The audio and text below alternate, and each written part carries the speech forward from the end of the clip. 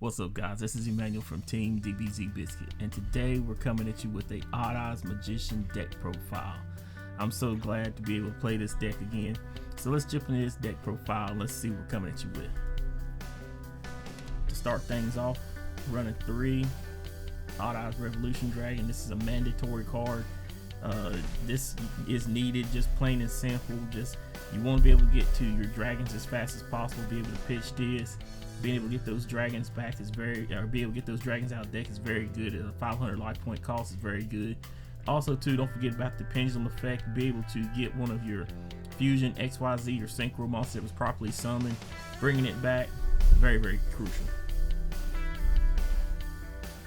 Also mandatory staple, gotta run this.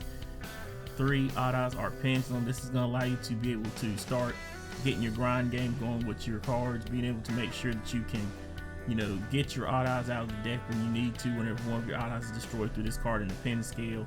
Being able to just keep bringing monsters back from out of the graveyard, very, very helpful.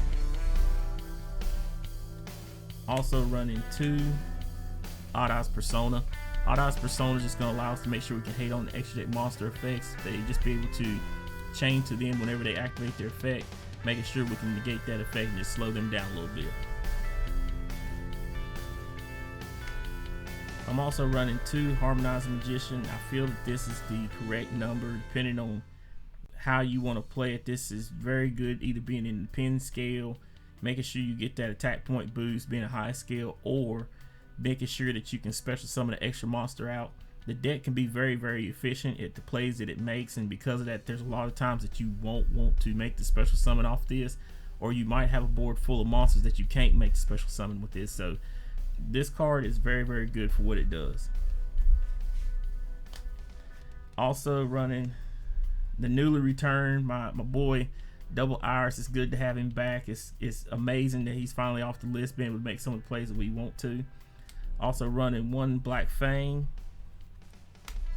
1 Purple Poison, and 1 of the White Wing. It's good to be able to see the original lineup back, from Pendulum Evolution. It's good to be able to see this lineup back again. Very, very good. Being able to get the plays making the way you want to. Iris being able to get that pop, get that search for you. Also too, you can make sure you can do some double damage on your opponent with the spellcaster monsters. Black Fang being able to cut their attack points in half, being able to hit them over the head, and also too being able to special summon a dark spellcaster. Purple Poison being able to get that destruction effect, and also too, making sure your opponent just giving you that good bump up on your monsters. And White Wing giving protection for your magicians, and also protecting and giving some good extra little protective effects is very, very crucial. Also run the 1 Zanky Magician and 1 Oath Dragon Magician. These 2 are very good cards depending on the plays that you want to make. Zanky, just making sure that you can go into your raging plays or rebellion plays, just whatever XYZ dragon you might want to go into to get those extra effects. Also too, being able to hate on light monster effects, that can be very useful to you. Oath Dragons just want to make sure we can get that recurability, make sure we can just keep grinding with our opponent. Also run the 3 Chronograph Sorcerer and the 1 Time Gazer. This is just to make sure that we can always have the Zark plays going. Your Chronograph Sorcerer, whenever a monster or card is destroyed on the field, to be able to get a special summon from the hand is very good. Also too, popping itself to be able to special summon the Time Gazer, which can protect your pin scales, is very useful. But also too, don't forget the effect that this is pretty much a polymerization. Being able to summon out your Zark with this and 4 dragons can be very helpful, which that's what the magicians are used for. XYZ, Pendulum, Synchro, and Fusion Dragons. Just be able to make sure you get those and send them out to summon out your Zark. Also running 2 Dark Worm and the Donut with Gate 0. This is just for free special summons, free searches, being able to help to just get the free advantage on your opponent, just making sure that you can just keep special summoning as much as you want to. Also running 3 Magical Adapter.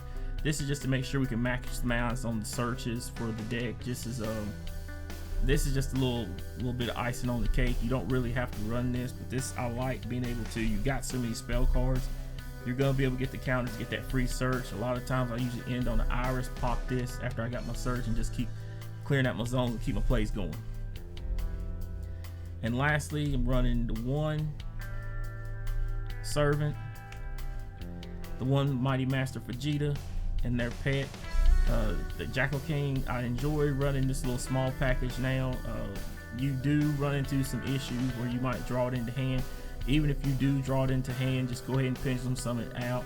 If it gets destroyed and you still want to use Servant's Effect again, use your Vortex, kick it back into the deck, and then summon it off Servant if that's what you want to do. But just being able to run this small little package is very, very useful for the plays I like to make. And that's it for the monsters. For the spell cards, I'm running one Reasoning. This is it's really actually good in my opinion to run this card. Even if your opponent does call the right monster, you're still gonna get cards milled off the deck. It's gonna help speed up your deck. Also too, just being able to get that extra body in the graveyard. Sometimes you're able to special summon it out with some of your magician effects and things like that. So this is never gonna be a negative to you. It's gonna be a free spell counter. The same way I looked at it is the same thing with Dark Magic Veil. If your magician's going to the graveyard, which you got more magicians than you do dragons in this build, if you just need an extra monster on board, it could be considered a minus, but if they're in the graveyard, you're going to get it back, and that's a resource that you want to do. It can help you get into extra link plays and help you get into some extra, extra advantage on board. Also running 3 Allure Darkness. There's so many darks in the deck, it's not even funny, and it's good to be able to use this to be able to dig through the deck, banish out whatever dark monsters you don't need at the time, and just keep your advantage you needed for the deck. Same thing with that with the Upstart Goblin and the one Into the Void. These are just easily draw cards. Into the Void, just if you're worried about pitching your hand, just make sure you don't have no cards in hand. Keep your plays rolling. Also running the one pod Desires. Desires is a good card. It just, you hate to have to Desires at a bad time when you ain't got the cards out of your deck, but sometimes the way the deck is built, you don't hit those cards that you don't want to hit. Keep the plays going, adjust your play line from there. Also running 3 Spiral Flame Strike. Spiral Flame is, in my opinion, is the best searcher in the game. Being able to search out your odd eyes to be able to get them to the hand as fast as possible, and if you don't want to search out odd eyes, to be able to use it to destroy a card on the field, as long as you got odd eyes on the field, very good. Also running 2 Summoner's Art. This is to make sure we get to that Arc Pendulum as fast as possible.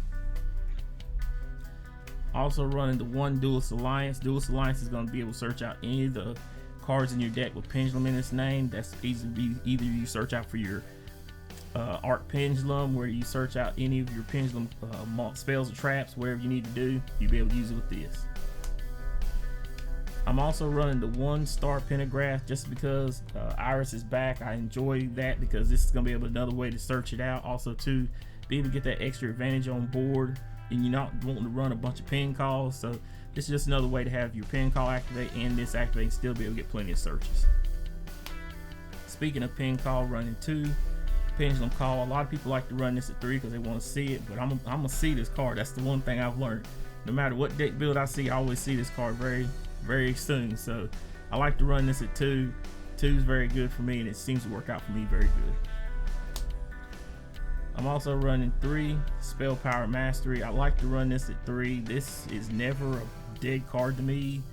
Either I draw this card in hand with multiples. I usually pitch 1 and then get the double counter effect off of it. I like to do that a lot. It's just a very good card, being able to search out your Mighty Master and your Servant. Helps you get the plays going the way you want. Speaking of that, I run the 1 Terraforming, the 1 Set Rotation, 3 Sky Iris, and 2 Dragon Ravine. This is just a nice little engine. I enjoy this engine a lot, being able to make sure that I have a Sky Iris in play. Also to be able to have the Dragon Ravine, either give it to the opponent or be able to set it up on my side of the field. Making sure that I can get that pitch to get the Dark Worm in the graveyard is very crucial to me. but making sure that I have a Sky Iris on field also, and giving my opponent a dead field spell, also good too. Also, lastly, run 1 Foolish Burial and 1 Dragon Shrine. This is just to make sure we get the Dark Worms in the graveyard, or if with the Foolish Burial, whatever, you know, what counter spellcaster you might need in the graveyard, just set the graveyard up. And that's it for the spells. And for the traps, I just run the 1 trap, the 1 time pentagraph, being able to get this searched out off of your Iris Magician. That way you can set up for your follow-up plays at the end phase. Like if you use Pen Call, ended up summoning out your Zark, you're able to, after you had your Iris destroyed, get this search and set this on your back row. You can just make sure that you get that extra pressure on your opponent. I like that a lot. But that's it for the main deck. And for the extra deck, I'm running 1 Zark and 1 Odd Eyes Vortex Dragon. These two are very easily summoned in this deck. Helps you to really, you know, keep your opponent at bay. Zark is just Zark, wipe your field whenever it's summoned. Also too, if it does go to your pen scale, being able to lock out your opponent from a lot of their extra deck monsters is very useful to you. Odd Eyes Vortex is Vortex. You'll be able to get that bounce on the attack position monster, and also be able to get those negates. Very useful to you. I'm running the 1 Borlo Savage Dragon, the 1 Supreme King Dragon Clear Wing, 1 Odd Eyes Meteor Burst Dragon, and the 1 FA Dawn Dragster. This is just a nice little lineup to me. You got the Borlo Savage and your FA Dawn Dragster to get the negates going. Your Clear Wing to be able to board wipe your opponent and also give that extra damage. And you got your Meteor Burst, just making sure that you can hate on your opponent's monster effects in battle, and also to being able to grab one of those monsters out of the pen scale, bring it to the field and get that extra advantage on the field. I'm also running the 1 Odd Eyes Raging Dragon, the 1 Odd Eyes Absolute Dragon, the 1 Supreme King Dragon Dark Rebellion, the Time Star Magician, and the Abyss Dweller. This is also just another little lineup I enjoy playing a lot. Also, Raging is just, you know, for kicks and for funs, but he is another good dragon that can just be easily called out with Odd Eyes Absolute. Odd Eyes Absolute, just make sure you can get that free negate in the battle phase, and also too when it's sent to the graveyard, be able to special summon the Odd Eyes. Your Supreme King Rebellion, just be able, you can really beat over a lot of big monsters with this card, and just making sure that you can just keep your opponent at bay with that is very useful. Your Time Star, being able to get whatever dark spellcaster search out from your deck straight to your hand, and being able to protect your pen scales, and that's something that I'm starting to look at with a lot of the Pendulum decks. You know, Harpy Feather Duster is easily coming off the ban list, a very good generic back row destroyer. We have tactical talents, things like that too, but still being able to make sure that, you know, being able to protect your pen scales is a very big thing, and that's something you really need.